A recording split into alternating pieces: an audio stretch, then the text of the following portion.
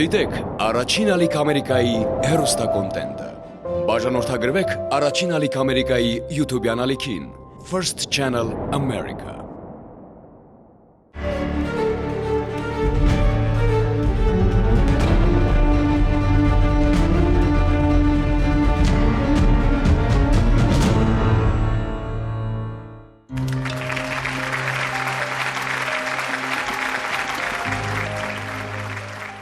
Բարի երեկո, սպասիրինցն է եթերում։ Մեկ շաբաթ է անցել մեր վերջին թողարկումից, եւ այսօր մենք կրկին եթերում ենք նոր պատմություններով։ Մեկ շաբաթն արագ անցավ։ Ոմանք այս մեկ շաբաթվա ընթացքում հասցրին շատ գործեր անել, ոմանց համար էլ մեկ շաբաթը չափազանց քիչ է։ Կյանքի արագ ռիթմը ստիպում է բոլորիս ավելի ու ավելի արագ շարժվել։ Հատկապես մշտապես զբաղված մարդիկ հաճախ չեն հասցնում կյանքի ամենապարզ հաճույքներից օգտվել։ Վայելել բնությունը, երեխաների հետ ավելի շատ ժամանակ անցկացնել, զբաղվել սիրելի հոբիով։ Ու այդ զրկանքների համար միշտ մեղադրում ենք ժամանակին։ Բայց եթե մի պահ կանգ առնենք ու մեր շուրջը նայենք, գուցե փոխենք մեր տեսանկյունն ու փորձենք սլացող ամեն մի րոպեն օգտագործել ի օգուտ մեզ եւ ոչ թե խելակորույս վազենք սլացող րոպեների հետևից։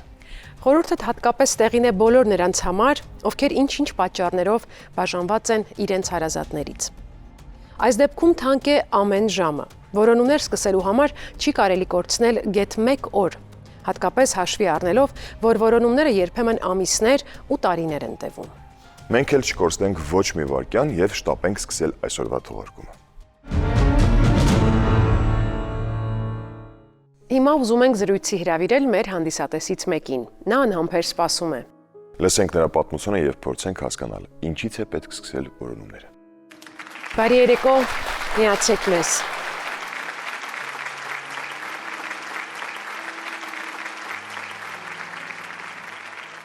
Ընտրում ենք ներկայացեք եւ պատմեք, թե ում եք փնտրում։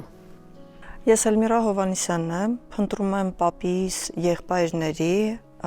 Արշավիր եւ հնարավոր է Հովհաննիսյանների եւ հնարավոր է Տոնոյանների ժառանգներին։ Այդ թվում նաեւ պապիս եւ իր եղբայրների Քավորի ժառանգներին, նրանց անուն-ազգանունը հստակ Քավորինը գիտենք, Հովհաննես Ղոլթաղչյան կամ այսօր այդ ազգանունը Ղալթաղչյան շատ տարածված է նախկին Ալեքսանդրապոլի, հիմա Գյումրիի տարածքում։ Իսկ ինչի ասացիք հնարավոր է Հովհաննիսյան, հնարավոր է Տոնոյան, ինչն է պատճառը, որ երկու տարբերակ կա։ Մեր պատմությունը սկսվում է պապիս պատմածներից, թե ոնց է ինքը գաղթի ժամանակ, տեսնելով ոնց են սպանում իր ծնողներին եւ հորեղբորը, երկու եղբայրների եւ հորեղբոր կնոջը ներողություն եւ հորեղբոր հետ փախչում են։ Ճանապարհին թուրք զինվորները սպանում են նաեւ իր հորեղբորը, հետո ոտքով հասնում են Թիֆլիս։ Դեսով է լինում, ոչինչ չունեն, ստիպված են լինում անգամ հացը գողանալ, այսպես եղբայրները որոշում են կայացնում իրեն հանձնել միսիոներներին, գիտեք այն ժամանակներում, այսօր պարզ է արդեն, որ մեկ ոսկով գնում էին։ Տարիքով ավելի փոքրին։ Ամենափոքրին, որպեսզի նա սովամահ չլինի ճանապարհներին, հանձնում են միսիոներներին, այդտեղից նա գալիս է Հայաստան եւ մանկատներից ամենամեծում է մեծացել Գյումրիի մանկատանը, այն ժամանակ Ալեքսանդրապոլի, ժողովրդին ավելի շատ ծանոթ է Ամերկոմ անվանմամբ, այնտեղ մեծացել է երևի բախտը վիճակվել, հա, ավելի հետաքրքիր մարդկանց հետ, Հովհաննես Շիրազի հետ է մեծացել, 4 երեխա է ունեցել, 13 թոռներ, հետաքրքիր կյանք է ապրել, բայց եւ այնպես չի կարողացել ամբողջ կյանքում գտնել իր եղբայրներին։ Ինչ-որ ժամանակահատվածում էլ հիասթափվել է, ասելով, որ նրանք էին մեծ, իրենք պետք է գտնեին իրեն։ Իսկ քանի տարեկան էին, ինչ տարբերություն ունեին տարիքային։ Որբանոցում իրեն գրանցել են որպես 13 թվի ծնված եւ պայմանական ամսաթիվ են վերցրել Սուրբ Ծննդյան օրվա հետ կապված 6 հունվարի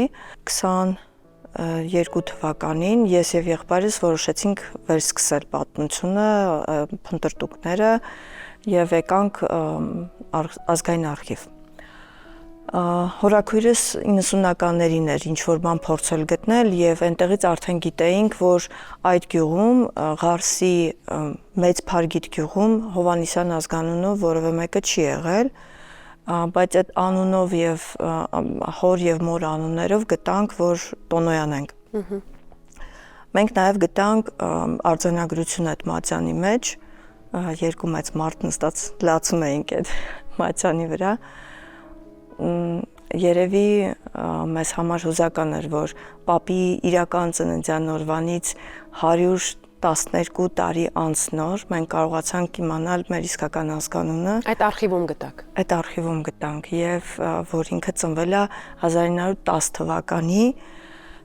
սեպտեմբերի 6-ին։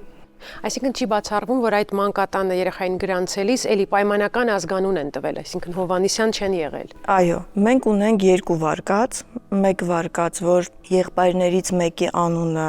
եղել է Հովանես, Հովանիսյանն են դրել ազգանունը, բայց արխիվում լինելուց հետո մենք հասկացանք, որ կա նաև երկրորդ վարկածը, քանի որ այնտեղ մատյանում գրված էին եւ հոր եւ մոր անունը, Նատոյ Տոնոյան եւ նրա կին ծնողների անունները այդպես են նշված Սուլթան Տոնոյան, հայ դավանության եւ կնքահոր անուն ազգանունը Հովանես Ղոլթախչյան Ալեքսանդրապոլից։ Կնքահայրը ըստ պապիկիս պատմածների իրենց հետ է եղել Թիֆլիսում։ Ունեցել են մտադրություն գնալ Ռոստով նավով։ Հայթայթել են սկզբում հաց, հետո փորձել են հասկանալ ոնց տեղափոխվել եւ այս ընթացքում որոշել են, որ եղբորը թողնեն։ Իրեն ասել են նստի այստեղ, գնանք քեզ ուտելիք բերենք եւ այլևս չեն վերադարձել։ Կնքահոր հետ կապ եղել է 60-ականներին, այս տատիկից եմ հիշում։ Բնականաբար, երբ որ կնքահորը հայտնաբերել են, նաեւ հասկացել են, որ իրենց ազգանունը Տոնոյան է, ոչ թե Հովանիսյան։ Քավորի հետ թաքուն են հանդիպել, որովհետև մեկը ոչ հայրս, ոչ հորաքույրներս այդ մասին չեն խոսել, գիտեն որտեղ են ապրել, Կարմրավան գյուղում, էլի Ալեքսանդրապոլին Գյումրուն մոտիկ է, հնարավոր է, որ քավորի ժառանգները իրենց հորից կամ պապից պատմություններ լսած լինեն, որոնք մեզ կարող են դուրս բերել դեպի պապիկիս եղբայրների ժառանգները արդեն։ Տեսեք, ձեր պապիկի եղբայրները իրենք էլ երեխա կամ դեռահաս լինելով շատ ճակատագրական որոշում են կայացրել թողնելու իրենց եղբորը մանկատանը։ Ու ինչ որ իմաստով նաև երևի փոխել են նրա ճակատագրի հունը, նրա կյանքի ընթացքը։ Այսինքն կյանքի այդ դժվարին իրավիճակում հայտնվելով երեխան առանց ընտանիքի, առանց ծնողների ստացել է ուսում, կառուցել է կարիերա, ունեցել է լավ ընտանիք, արդյոք երբևէ մտածել է, որ եթե չբաժանվեր եղբայրներից, կյանքը այդքան բարեհաջող չէր դասավորվի։ Միգուցե եւ մտածել է, հիմա չեմ կարող իր փոխարեն պատասխանել, բայց մի բան կա, որ վստահորեն ունեցել է ու մեզ փոխանցել է այդ ամենը, դա հայրենասիրությունն է։ Ունեցել է առաջարկ Ամերիկոմում գնալ Ամերիկա, ոնց որ շատ որբեր այն ժամանակ տեղափոխվել են ԱՄՆ, նա չի գնացել, մնացել է Հայաստանում, սպասել է եղբայրներին, մեզ էլ փոխանցել է սերը դեպի հայ գրականություն, պատմություն, ճարտարապետություն եւ այսօր բոլոր թորները կրում են այդ արժեքները, որ ինքն է փոխանցել։ Նշեցիք, որ երբ որ Թբիլիսիում էիք նրանք գտնվում, եղբայրներն ուզում էին տեղափոխվեին այլ քաղաք։ Ռոստով ուզեցել են։ Արդյոք կա տեղեկություն, որ գուցե տեղափոխվել են։ Մենք որևէ տեղեկություն չստացանք այդպես էլ ոչ տատիկից, ոչ պապիկից ենք ստացել։ Պետք է խնդրեմ, որ եւս մեկ անգամ հիշեցնեք անուն ազգանունները ձեր ազգականների եւ ձեր ընտանիքի այդ մտերիմ բարեկամի, որոնց շարավիղներին պետք է փորձենք գտնել։ Տոնոյան կամ Հովանիսյան, Արշավիր կամ Անուշավան, եթե ունեցել եք այդպիսի պապիկներ, ապուպապեր, եւ այս պատմությունը որևէ կերպ ձեզ արձագանքում է, նաեւ եթե ձեր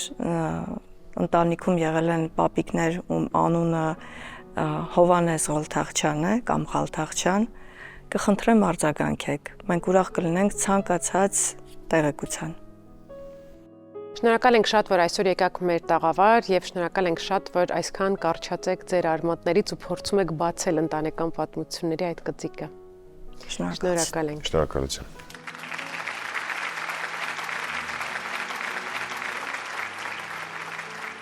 Ահա եւս մեկ նոր պատմություն լսեցինք, իսկ դա նշանակում է, որ եւս մեկ նոր հայտ ունենք այս պահից։ Սպասենք որոնումների հաջող ելքին։ Երբ որոնման հայտը հայտնվում է եթերում, դրա ընթացքին բացի մեր լրագրողներից եւ կամավորներից, ակամայից միանում եք նաեւ դուք, մեր հեռուստադիտողները։ Ծանոթանուն, լուսանկար կամ նույնիսկ ծանոթ պատմություն տեսնելուն եւ լսելուն պես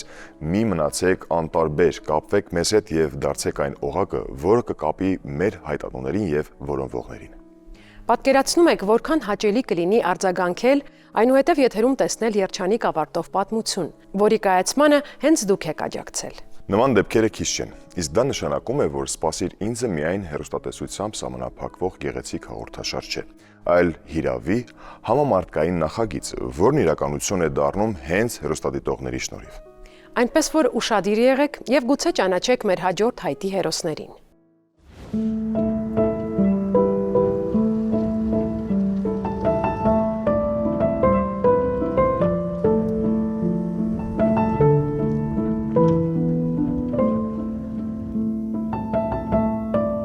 Ես Արշավիր Մարգարյան ես, որոնում եմ եղբորս, Ռուստամ Մարգարյանին։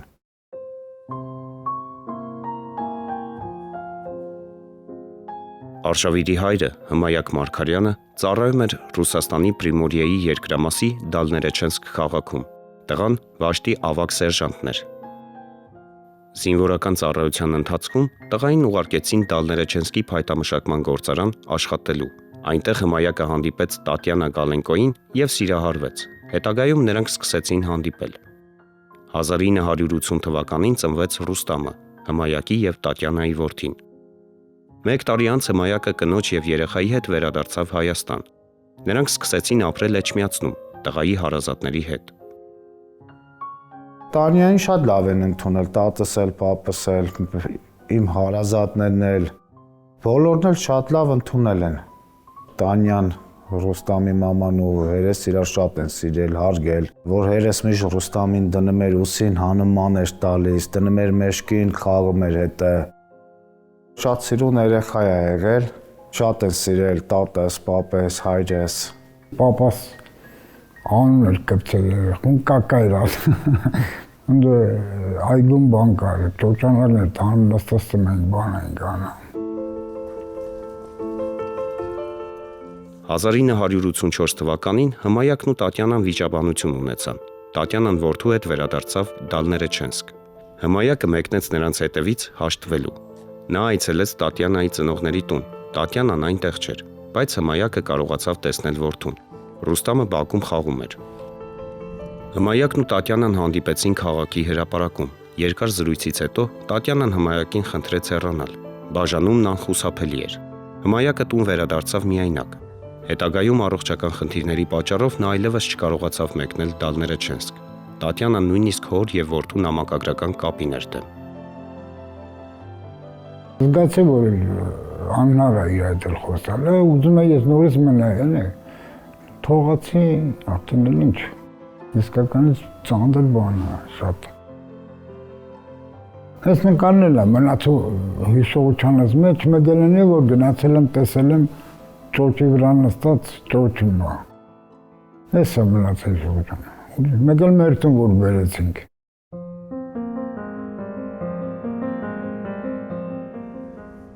1986 թվականին Հմայակն ամուսնացավ, ունեցավ 3 երեխա։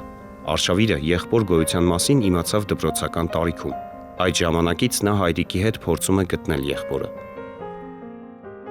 Ռուստամի մասին տեղեկությունը քիչ է, հայտնի է միայն նրա ազգանունը՝ Մարգարյան։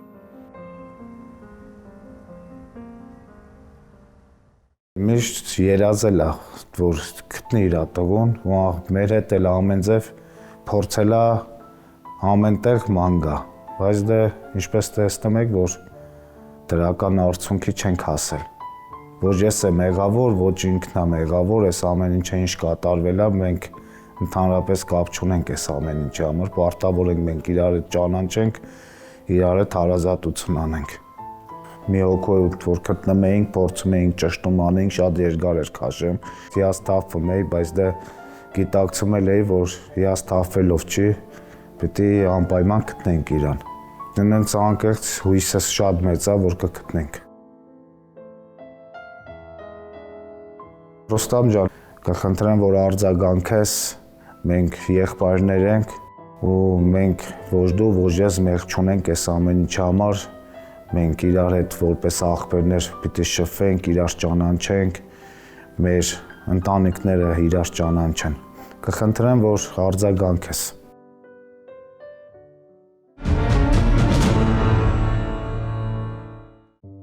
Այս հարսանեկան լուսանկարը Օլգա Սավենկոյի ընտանեկան ալբոմից է։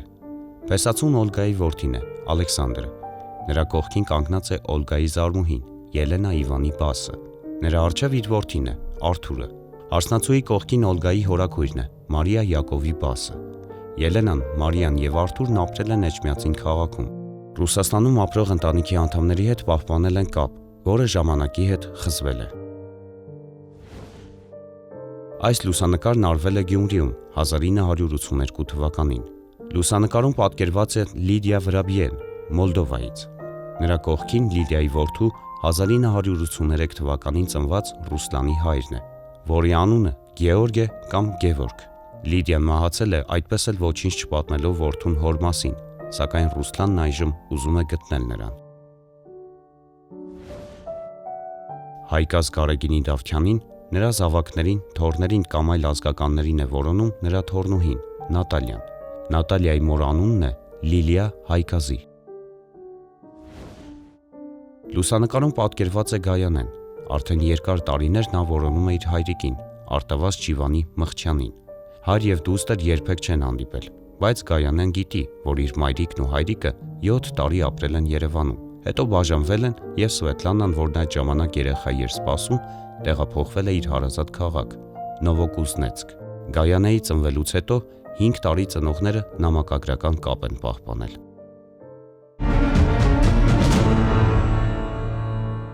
Տարիների աշխատանքը «Սպասիր ինձ» հաղորդաշարում մեզ շատ կարևոր բաներ է սովորեցրել։ Օրինակ, որ անելանելի իրավիճակներ չեն լինում։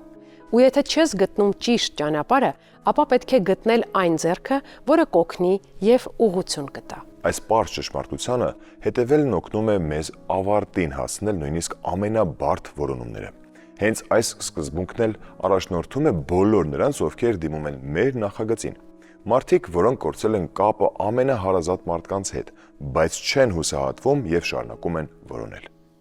Հաճախ այս նախագիծը դառնում է նման մարդկանց վերջին հույսը, փակուղուց ելք գտնելու վերջին փորձը։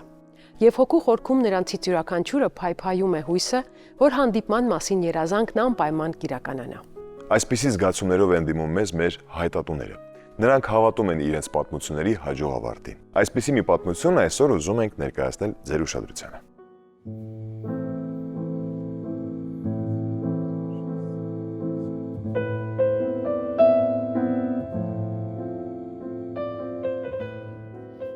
Անյա Պաչենկան իր հայրիկի Նիկոլայի հետ հաճախ է թերթում ընտանեկան ալբոմներն ու խնդրում է նրան պատմել անցած տարիների մասին։ Մի օր Նիկոլայի զինծառայության տարիների լուսանկարները նայելիս Անյան լսեց, թե ինչ ոգևորությամբ է հայրը պատմում բանակային ընկերոջ Աշոտ Առաքելյանի մասին, եւ հենց այդ պահին որոշեց անակնկալ անել հայրիկին ու գտնել նրա ընկերոջը։ Մի մարդ տեսա լուսանկարում, շատ բարի աչքերով։ Հետաքրքրվեցի հայրիկից ով է։ Ասաց լավագույն բանակային ընկերս է։ Ամբողջ ալբոմում միայն նա է աչքի ընկնում ժպիտով, ջերմությամբ, բարությամբ։ Ես շատ եմ ուզում հայրիկիս անակնկալ մատուցել, որ նրան հաճելի լինի, որ ուրախանա։ Նիկոլային ու Աշոտը ծանոթացել են Բելարուսի Բրեստ քաղաքում զինվորական ծառայության ժամանակ։ Զորացրվելուց հետո նրանք այլևս չեն հանդիպել։ Մենք աջակցում էինք իրար։ Եթե մեզնից մեկը խնդիրներ էր ունենում, փորձում էինք միասին լուծել դրանք։ Երկրաշարժից հետո մտածում էի նրան այստեղ կանչելու մասին, բայց նրա կոնտակտները չունեի։ Հայաստանի հետ այլ կապեր չունեի, որ զանգահարեի կամ գրեի։ Հայրիկը պատմում էր, որ Աշոտը բարի, օգնության հասնող ընկեր էր։ Հայրիկի խոսքերից հասկացել եմ, որ Աշոտի հետ հանդիպումը շատ կարևոր կլինի նրա համար։ Նրանք միմյանց շատ են օգնել։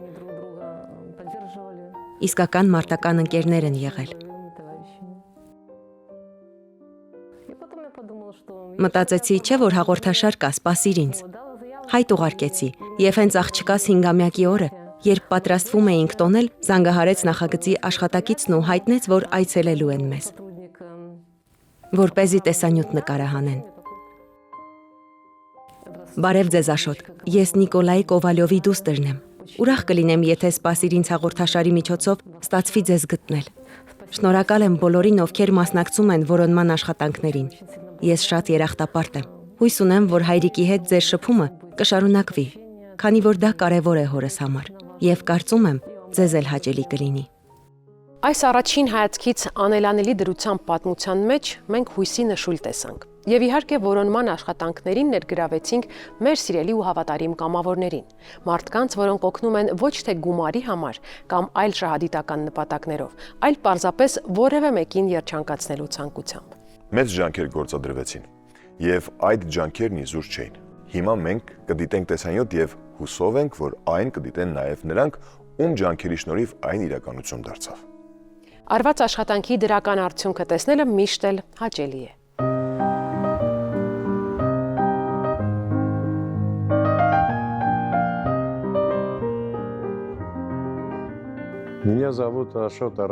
Ես Աշոտ Առաքելյանն եմ, ապրում եմ Նովոալեքսանդրովկա գյուղում, թոշակառու եմ,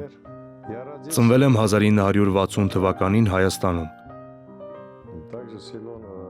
հոկտեմբերյանի շրջանի Խանջյան գյուղում, զորակոչվել եմ Հայաստանից 1979 թվականի նոյեմբերի 12-ին և ծառայել եմ հերոս քաղաք Բրեստում։ Իմ հուշերում առանձնահատուկ տեղ ունի Նիկոլայ Կովալյովը։ Նրան երբեք չեմ մոռացել, հիշում եմ մինչ օրս։ Գուցե բնավորություններով էինք նման, չգիտեմ։ Սովորաբար մարդիկ ընկերանում են, երբ նման են բնավորության գծերով։ Եվ հասկանում են իրար կես խոսքից։ Հատկապես բանակում։ Մենք միշտ միասին էինք։ Նույնիսկ երբ հրամանատարն ինձ ինչ-որ տեղ էր ուղարկում, ասում էր Առաքելյան կգնաս, ես ասում էի ընկեր կապիտան, Կովալյովին էլ ինձ հետ ուղարկեք։ Ասում էր դե դու առանց Կովալյովի չես կարող։ Բանակից հետո աշնանը Հայաստան վերադարձա, հետո եկա Ռուսաստանի Ամուրի մարզ աշխատելու։ Այդպես հայտնվեցի Նովոալեքսանդրովկայում։ Միշտ ցանկացել եմ տեսնել Նիկոլային, բայց ցավոք չեմ կարողացել կապ հաստատել։ Կուզեի խոսել, իմանալ, ինչպես է դասավորվել նրա կյանքը, ինչպես են ընտանիքը, երեխաները։ Հայաստանից ինձ զանգահարեց Զարմիկս եւ ասաց, որ ինձ որոնում է ընկերս, որի հետ ծառայել եմ բանակում։ Հարցրեց. ճանաչում ես Նիկոլայ Կովալյովին։ Ասացի իհարկե ճանաչում եմ։ Պարզվեց հենց նա է որոնում ինձ։ Նիկոլայ, ընկերս, եղբայրս, ողջույն։ Ես շատ ուրախ եմ, որ հիշում ես ինձ։ Ես էլ եմ քեզ միշտ հիշում։ Տանը միշտ պատմել եմ այն մասին, թե ինչ լավ ընկեր եմ ունեցել։ Նիկոլայ, ուրախ եմ, որ փնտրում ես ինձ, շատ կուզեի հանդիպել քեզ։ Ճիշտ կլիներ ավարտել այս պատմությունը գեղեցիկ հանդիպումով։ Ինչ ավելի կերջանկացներ այս պատմության հերոսներին, քան ջերմ հանդիպումը։ Ցավոք կան օբյեկտիվ պատճառներ եւ առայժմ իրական հանդիպումը չի կայանում։ Եվ ինչպես միշտ նման դեպքերում մեզ ուրախացնում է փաստը, որ մենք ապրում ենք համացանցի դարում եւ հեշտությամբ կարող ենք հանդիպում կազմակերպել։ Իհարկե, տեսակապով։ Հենց այդպես էլ վարվեցինք։ Արդյունքը կարող ենք դիտել հենց հիմա։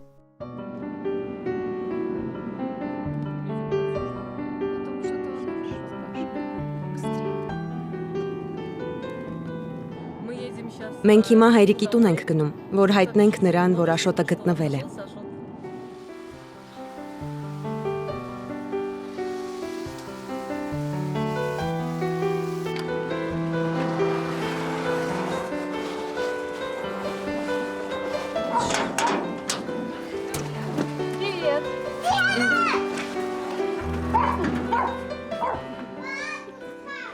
Չեմ հասկանում։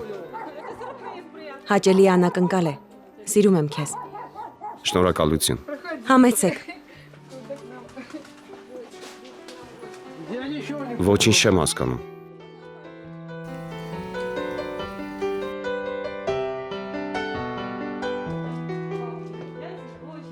Պապ, քեզ շատ եմ սիրում։ Ուզում եմ, որ ժպտաս, որ դու ուրախանաս։ Ես գտել եմ քո բանակային ընկերոջը, Աշոտին։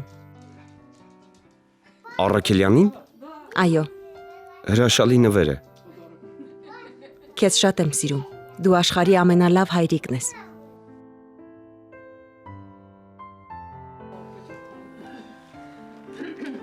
Հաճախ էի թերթում այս ալբոմը եւ չգիտես ինչու հենց նրա մասին էի հարցնում քեզ։ Այո, հարցրել ես նրա մասին։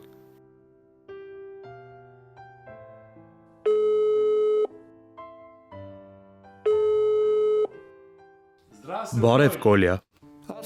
Աշոտ, ողջույն սիրելիս։ Ուրախ եմ տեսնել քեզ։ Ես էլ։ Օ, ոնց ենք փոխվել։ Բարև ձեզ։ Բարև ձեզ։ Սա ընտանիքս է, երեխաներս, թորնուիս է։ Ինչպես է առողջությունդ։ Ամեն բան լավ է։ Սա էլ կրծեր թորնիկս է։ Առողջությունս դե գիտես ինչպես բոլոր թոշակառուներին է։ Ես էլ եմ լավ, Կոլյա։ Ամեն ինչ լավ է։ 4 երեխա ունեմ եւ 7 թոռ։ Ուրախ եմ, որ լավ ես։ Շատ էի ուզում քեզ հետ կապ հաստատել, բայց հնարավորություն չկար։ Անհանգստանում էի քեզ համար։ Աղջկաս շնորհիվ կարողացանք կապ հաստատել։ Նա է կազմակերպել։ Շնորհակալ եմ նրան։ Աննա, եթե չեմ սխալվում։ Այո, նորից բարև ձեզ։ Բարև ձեզ։ Տես, ես ու դու ենք, հիշում ես, Բրեստում ենք լուսանկարվել։ Այո, այո։ Իսկ ես չունեմ այդ լուսանկարից։ Ես քեզնից միայն մի լուսանկար ունեմ։ Նայիր, հիշում ես այս լուսանկարը։ Այո, այո, իհարկե։ Այո, Այս մի լուսանկարն է մնացել։ Այնքան ուրախ եմ տեսնել քեզ, ազնիվ խոսք։ Ես միշտ երազել եմ այն մասին, որ գամ, քեզ էլ վերցնեմ, միասին գնանք Բրեստ, մեր զորամաս։ Հիշենք այն վայրերը, որտեղ եղել ենք, զբոսնել ենք։ Հիմա այլևս իրար չենք կորցնի։ այո, արդեն կշփվենք։ Ցանկացած պահի կապի մեջ կլինենք։ Անպայման։ Անպայման։ Մաղթում եմ քեզ եւ ամբողջ ընտանիքիդ, երեխաներիդ, թոռներիդ, առողջություն, բարեկեցություն, ամենալավը, որ կարելի է սրտանց մաղթել։ Շնորհակալ եմ, Կոլյա։ Շնորհակալ եմ նաև նախագծին, բոլորին, ովքեր կազմակերպել են այս հանդիպումը։ Հատկապես նախագծին անչափ շնորհակալություն։ Իմ կողմից ողջուն իր ընտանիքիդ անդամներին, երեխաներիդ։ Առողջություն եւ խաղաղություն եմ մաղթում։ Մինչ հանդիպում, սիրելիս։ Ողջ եղիր։ Ամենայն բարիք ձեզ։ Ցտեսություն, Ցտեսություն։ հաջողություն։ Հիմա հոգիս հանգիստ է։ Գիտեմ, որ ցանկացած պահի կարող եմ զանգահարել եւ շփվել։ Մենք շատ բան ունենք խոսելու։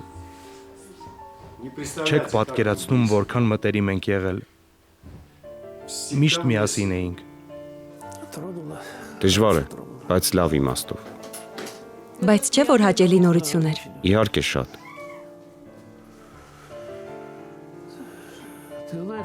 Երբեք չէի մտածի, երբեք գլխի չէի ընկնի։ Բայց շատ ուրախ եմ։ Շնորհակալ եմ ձեզ շատ։ Դու ասում էիր, որ եթե այն ժամանակ այնտեղ չծառայեիր, գուցե ես էլ չլինեի։ Ամեն ինչ փոխկապակցված է այս կյանքում։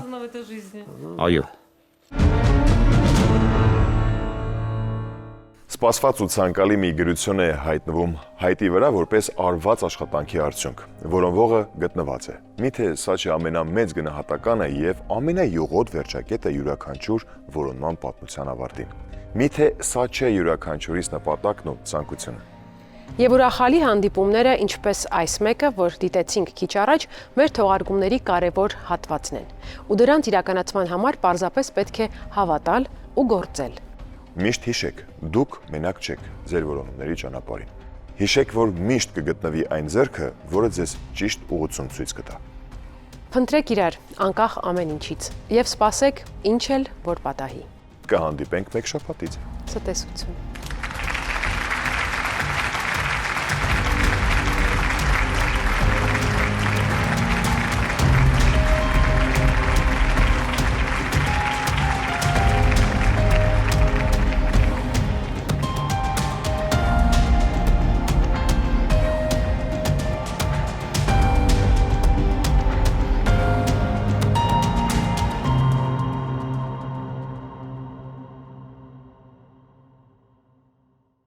Դիտեք Առաջին ալիք Ամերիկայի հեռուստակոնտենտը։ Բաժանորդագրվեք Առաջին ալիք Ամերիկայի YouTube-յան ալիքին First Channel America։